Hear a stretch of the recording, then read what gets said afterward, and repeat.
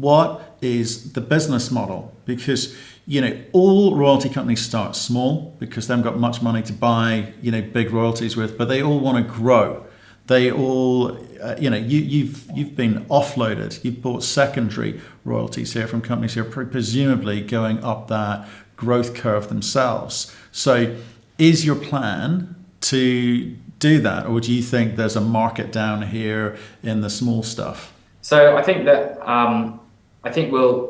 one of the key drivers at the beginning of that strategy was that no sort of good quality operator of the level we wanted needed $2 million from an elemental when we started out.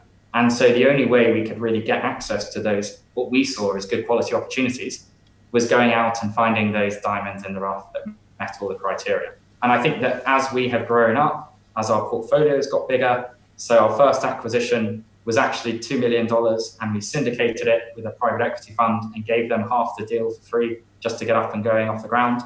The ones after that was $4.5 million. The last one was $12.5 million. So we've been able, as we go, to increase the deal size and scale up. And I think what the listing unlocks is three things for us on that front.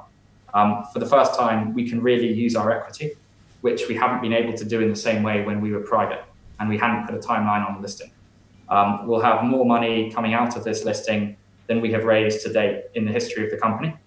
And for the first time, we also have an acquisition facility that we can use to sit alongside equity and cash. So we can transact on much larger opportunities, and we're less weighted towards those as our portfolio grows. So I think that we can start to look now, in answer to your question, at doing streams or royalties directly with the operators themselves, that in the past we weren't.